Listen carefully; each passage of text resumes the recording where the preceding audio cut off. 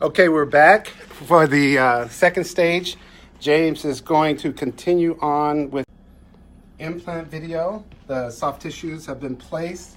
Now, James, you can go ahead. We're good? Yes. Okay, so we've had enough time for this material to set. You can kind of push against here and see that it's set on there. So what I'm going to do is I want to trim these up, because when we make this model, if you have a bunch of undercuts and areas where that stone's going to lock that in, it becomes difficult to release that soft tissue later. And later on, as we're working on the case, we're going to want to be able to make that soft tissue come out real easy and be able to see that we have the abutment all the way against the replica, make sure that we're fully seated.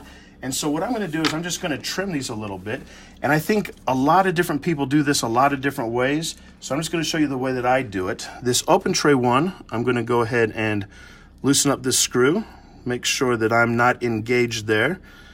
I'm going to back this off and pull this soft tissue off right now, very gently. I don't want to rip anything apart.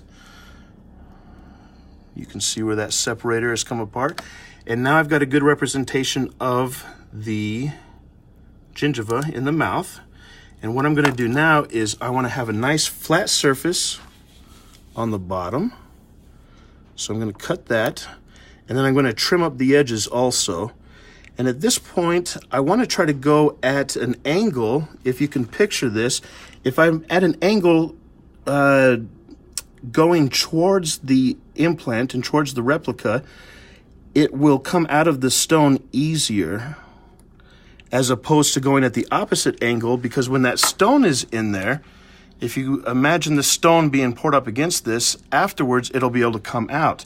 Now, if I cut that at a different angle and the stone's against there, it's going to lock it in place. So I don't want to lock it in place. I want to have a nice taper on either side so that this soft tissue will be able to come out of the stone model easily for the technicians that will be working on it.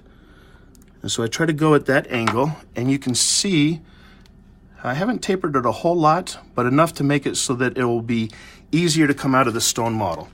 So now I need to go back to where I was before, put on the replica, make sure that it fully seats. And we always want to do this under scope, because we just want to make sure that things are completely where they're supposed to be. Tighten that back up. Hope that I don't miss any steps, because if you're live and you're missing steps, that would be embarrassing. But now I can push this back into place and make sure that I am fully seated against the impression. And looking at it under a scope, I can see that there's no gap between my soft tissue and where my impression's at. So now what's going to happen is we'll put this into the model room.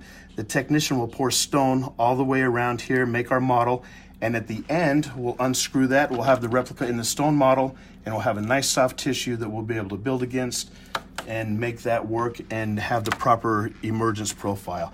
Now for this one, a little bit different because it's closed tray instead of the open tray. I am just going to kind of tease this back and forth, get it to come out. Now again, this is the one that the doctor placed in there. So I'm going to be real careful to put it back in the exact same position and just use this as an opportunity to kind of double check where they had it. Always want to be trusting what the doctor is giving us, but at the same time, we want to double check each other and make sure that we're working together instead of fighting each other. So this is there, that's fully seated, that's there, and now we've got the soft tissue, and you can see where it's overlapped the adjacent teeth a little bit. If we just pour it like that, we're going to have problems with our contact areas, and we're not going to have a good soft tissue model. So same thing, we're going to want to do the bottom first, and I do the bottom first to give me a good base so that now I can put that down here and get the angles that I want. I want to get up close to that contact, go at that angle I was just talking about, go back here against that contact area, and now I have my soft tissue right where I want it to be. Put it in over the replica, push it down into place, and again, look at it with the scope. I've already made sure that my pieces are all together there. Put that in there.